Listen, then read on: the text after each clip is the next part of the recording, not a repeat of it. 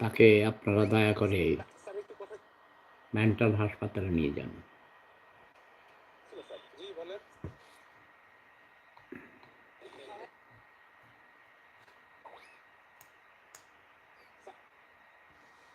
Hero আলমকে তোমরা mental হাসপাতালে নিয়ে যাও। এটাকে মেন্টাল হাসপাতালে নিয়ে যাও। এ বদমাইশ, এ অজাত কুজাত অশিক্ষিত মূর্খ ছোট লোক অনেকগুলো মেয়ের জীবন ধ্বংস করেছে। রিয়ামণি একটা ভালো মেয়ে, রিয়ামণির সাথে সে ড্রামা করে, একবার তালাক দেয়, আবার কি দুধ দিয়া গোসল করে তালাক দেয়, আর 3 তালাক দিলে ওইসব কোনো তালাক হয় না। আর সে একবার তালাক দেয়, আবার যাইয়া কান্দে, আবার যাইয়া মা বাবার কাছে যাইয়া কান্দে, ওর কাছে যাইয়া কান্দে, রিয়ামণির পায়ে ধরে আবার নিয়ে আসে, তবা করে, কান্দে, ক্ষমা চায়। একে আপনারা, তার সম্পর্কে আমার ভবিষ্যৎবাণী, তার অপঘাতে মৃত্যু হবে, অন্য মানুষের হাতে তার মৃত্যু হওয়ার সম্ভাবনা আছে, অথবা সে আত্মহত্যা করবে, সে সুইসাইড করবে। এই 2টা কারণে তার অপঘাতে মৃত্যু হবে, নো ডাউট। এখানে আমি আর কথা বলতে চাই না। আমাকে প্রথম পরিচয় সে বাবা ডাকছিল, কিন্তু তাকে আমি অনেক সাপোর্ট দিয়েছিলাম। সে বেঈমান, নিমকহারাম, ছোট লোক, সে গরিব, অজাত কুজাত, বর্বর, নিমকহারাম, বেঈমান, বিট্রেয়ার। এদের জন্য এদের কোনো বন্ধু থাকে না, তার কোনো বন্ধু নেই। সে ওই 2-4 পয়সা কামাইয়া এইসব মানুষের ইমোশনকে কাজে লাগিয়েছে। আমি মনে করেছিলাম গ্রাম থেকে উঠে এসেছে, অবহেলিত, নির্যাতিত, নিপীড়িত, এই ধরনের মানুষের জন্য আমি কাজ করি আজীবন। কিন্তু সে বেঈমান, নিমকহারাম, ছোট লোক। সে বলেছে আমি নাকি তার নাম ভাঙাইয়া নাকি ভাইরাল হয়েছি, অথচ আমি তাকে চিনতামও না। সে আমার পরিচিত একজন সিঙ্গার, আমাকে পরিচয় করিয়ে দিয়েছিল, একজন লয়ার সিঙ্গার। পাল্টকে আমরা প্রায় 30 বছর আড্ডা দেই।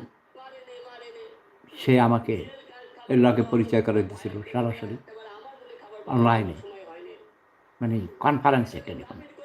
পরিচয়ের সাথে সাথে সে বলছে, বাবা আমার বাপ নাই, আপনি আমার বাবা, আমি আপনার ভক্ত বাবা, আপনি আমাকে ফেলে দিবেন না, আমি আপনার ছেলে।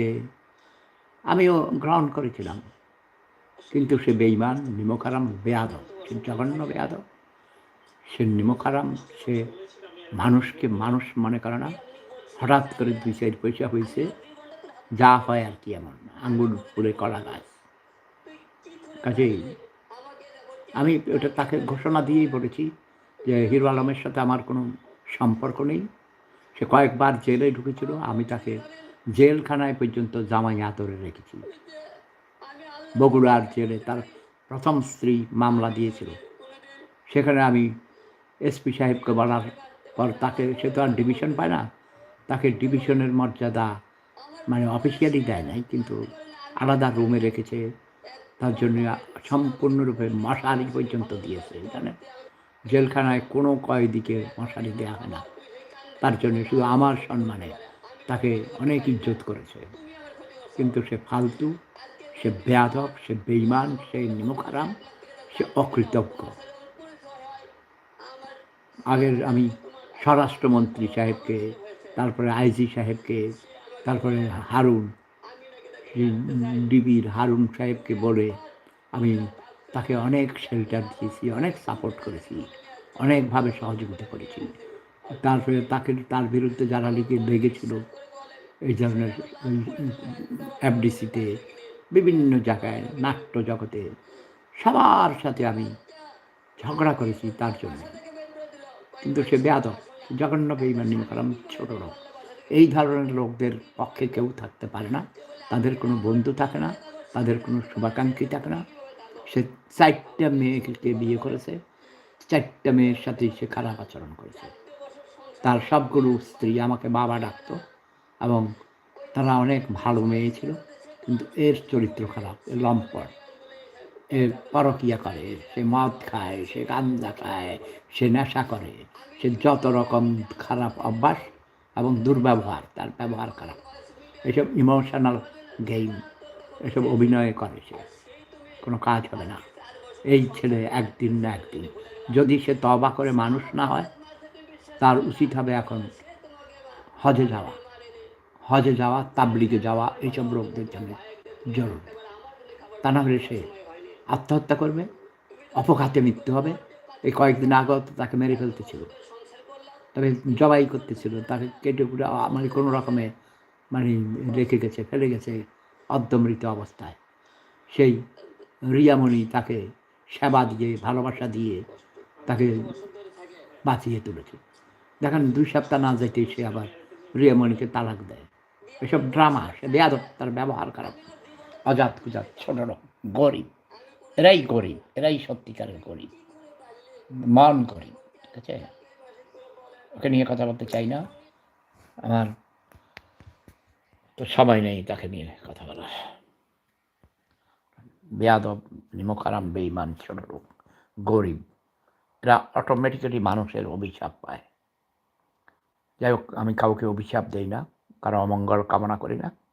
ক্ষোভের কথাগুলো প্রকাশ করলাম আপনাদের সাথে। আর দেশের অবস্থা ভালো না, বাংলাদেশের যে পরিস্থিতি খুবই খারাপ লাগে। ওয়াও, গ্রাম বাংলার আতিথেয়তা, সুন্দর পরিবেশ। আমাদের গ্রামে এরকম নৌকায় করে আমরা শাপলা তুলতে যাইতাম ছোটবেলায়। নৌকায় করে কচুরিপানা কেটে কেটে গরুকে খাওয়াইতাম। ছোটবেলায় আমাদের গাভী ছিল, দুধের গরু। আমাদের গ্রাম মানে অজপাড়া গাঁ বলতে যা বোঝায়, উন্নয়নের একদম 0 পয়েন্টে। পিনাকির 2 ইঞ্চি, ইউনুসের ড্যাশ ড্যাশ দাঁড়ায় না। আচ্ছা, আমি পড়েছি কখনো এগুলো? ওই মানুষ আমার ছবি দিয়ে, আমার নাম দিয়ে বাংলায় লেখে। ভাই, আমি কখনো বাংলায় কোনো পোস্ট লিখি না। আর এই যে আমার আইডি দেখেন, সেফুদা দিয়ে দিছে, আরও আইডি আছে, সেফাতুল্লাহ সেফুদা, তারপরে আমার ছবি ইউজ করে। এগুলো আমার নয়, সবার আমাকে চিনতে পারছে। এই আরেক বদমাইশ, এটারে প্রথম থেকেই আমি ডাউট করেছি, এটা ভণ্ড আবু তহা, আরেক জঘন্য ক্রিমিনাল, জঘন্য বেয়াদব, ধর্ম ব্যবসায়ী, পরকীয়া করে। সে যখন একবার হয়ে নিজে স্বেচ্ছায় নিজে পালিয়ে থেকে বলেছে সে নাকি গুম হয়েছিল, কেউ তাকে গুম করেনি, ওটা মিথ্যা কথা। ওর প্রথম স্ত্রীর মানে ওর শালার সাথে আমার কথা হয়েছিল, ওরা আমার কাছে সহযোগিতা চেয়েছিল, ওর মানে গুম হওয়ার কাহিনীর কথা বলেছে। ফরহাদ মাজার এরকম নিজে পালিয়ে গিয়ে ড্রামা করে নিজেকে ভাইরাল করার জন্যে, মানুষের করুণা পাওয়ার জন্য এসব করে। এসব ভণ্ড, এসব জঘন্য ক্রিমিনাল। ঠিক আছে, যাক, আমি অন্য মানুষ নিয়ে পরচর্চা করার সময় নেই, আমার অনেক কাজ। আগামী পরশুদিন মানে বুধবার, আজকে তো সোমবার, মঙ্গলবার, বুধবারে আমার বড় ভাইয়ের প্রথম মৃত্যুবার্ষিকী। একজন শিক্ষক, বীর মুক্তিযোদ্ধা, মুক্তিযুদ্ধের অন্যতম সংগঠক মরহুম শামসুল হুদা মজুমদার, আমার বড় ভাই। তিনি শুধু আমার বড় ভাই নন, তিনি আমার শিক্ষক ছিলেন ছোটবেলায়। আমাকে, ওনার হাতের লেখা খুব সুন্দর ছিল, আমি তাকে ফলো করতাম। এবং আমাদের চিড়িয়ারা প্রি প্রাইমারি স্কুলের তৎকালীন প্রধান শিক্ষক মরহুম হেদায়তুল্লাহ স্যার, ক্যাটসাঙ্গার স্যার, আমাদের বাড়িতে লজিং থাকতেন, আমাদের কাছারিতে। হাত ধরে ধরে শিখাইতেন লেখা। আমরা তাল পাতায় লিখতাম। হ্যাঁ? আমাদেরকে কলম বানাইয়া দিত। আমাদের হাসিম ভাই ছিল একজন। হাশেম ভাই মা বা বাঁশের কুঞ্চি দিয়ে কলম বানাইয়া দিত। তারপরে কালি বানাইয়া দিত। কি জানি দিয়ে এবং সেগুলো দিয়ে তালপাতায় লিখতাম। হাত ঘুরিয়ে হাত লেখা শিখাইত। আমার বড় ভাইয়ের লেখা আমি ফলো করতাম এবং উনি অত্যন্ত মেধাবী এবং খুব স্ট্রিক্ট প্রিন্সিপালের লোক ছিলেন, খুব রাগী ছিলেন। আমাকে খুব আদর করতেন। আমি ফার্স্ট পাইছিলাম তো। আমি কোরআন তেলাওয়াত করে পুরস্কার পেতাম, কবিতা আবৃত্তি করে, ছড়া আবৃত্তি করে। আমাদের স্কুলে যত প্রতিযোগিতা হতো আমি প্রথম হতাম। ইয়েস। শুধু ওই জাম্প যেটা হাই জাম্পে আমার ইমিডিয়েট বড় ভাই নুরু ভাই ফার্স্ট হইতো। সে আমার থেকে লম্বা ছিল।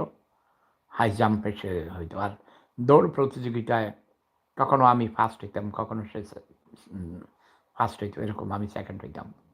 আমাদের বাড়িতেই সব আমরা ভাই-বোন, আমার চাচাতো ভাই, জ্যাঠাতো ভাই বোনরা, আমরা আমাদের পরিবারের সবাই, সব পুরস্কার সবাই কইতো গ্রামের, হ্যাঁ, করের বাড়ির পোলাপাইনারা সব পুরস্কার নিয়ে যায়, আমরা পাই না। এখন ওরা প্রতিযোগিতায় পারে না আমাদের সাথে। আমাদের কাছারিতে জন্মের সময় কারি সাহেব ছিলেন, তারপরে সুলেমান কারি সাহেব, ডাক্তার কারি সাহেব ছিলেন, সুলেমান কারি সাহেব, আমরা জ্যাঠা বলতাম। ব্রিটিশ আমল থেকে আমাদের বাড়িতে ছিলেন। তারপরে আমার কী বলে আপনার ওই হেডমাস্টার ছিলেন। তারপরে আরও কাজের লোকজন ছিলেন। একজন আব্দুর রব আমাদের বাড়ির মানে পাশের গ্রামের ২ বাড়ি পরে আমাদের বাড়িতে কাজের লোক ছিল, সে হাল চাষ করতো।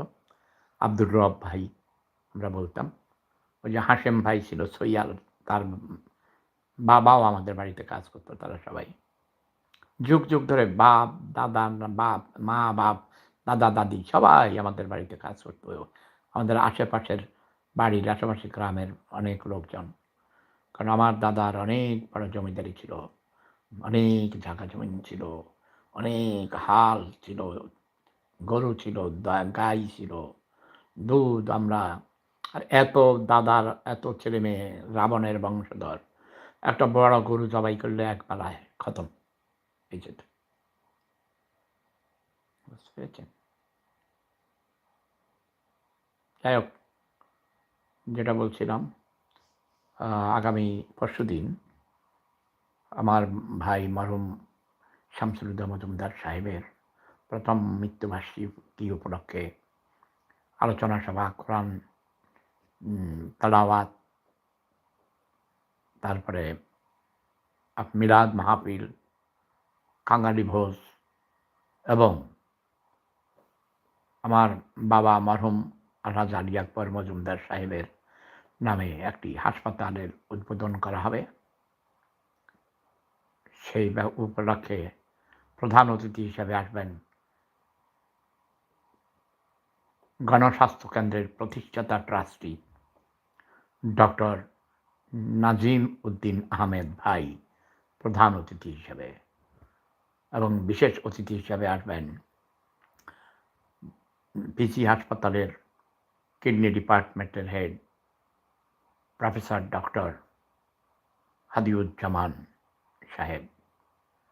আরও আসবেন আমাদের শাহরাস্তি উপজেলার ইউএনও, আমাদের থানার ওসি সাহেব জনাব আবুল বাশার সাহেব বিশেষ অতিথি হিসেবে। আরও আসবেন সেরিয়ারা কলেজের প্রিন্সিপাল জনাব আবুল কালাম সাহেব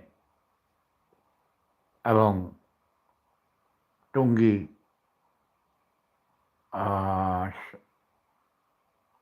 সরকার, কী নাম, নাজিমুদ্দিন ভাইয়ের বাবার নাম, কলেজ আছে, সেই কলেজের প্রিন্সিপাল সাহেব আসবেন। আরও অনেক প্রফেসর, বিভিন্ন কলেজের প্রফেসর সাহেবরা আসবেন। আমি বলেছিলাম সুচিপাড়া ডিগ্রি কলেজের প্রিন্সিপাল, তারপরে আপনার মেহের ডিগ্রি কলেজের প্রিন্সিপাল, তারপরে আপনার কর্পূরেন্নাসা ডিগ্রি কলেজের প্রিন্সিপাল, এই জন্য আরও অনেক শিক্ষানুরাগী আমাদের স্কুলের ছাত্রছাত্রীদের সহ আমি হিসাব করে দেখেছি প্রায় ১৫০০ মানুষ হয়। তো দেখা যাক সবাইকে কিভাবে আপ্যায়ন করা যায়। আমার ইচ্ছা আছে যতদূর সম্ভব সবাইকে আপ্যায়ন করার। মহান আল্লাহ রাব্বুল আলামিন আমাকে তৌফিক দান করুন। ওয়া আখিরু দাওয়ানা আলহামদুলিল্লাহি রাব্বিল আলামিন। জগতের সকল প্রাণী সুখী হোক। প্রেম ধর্ম সেরা ধর্ম। Love is power.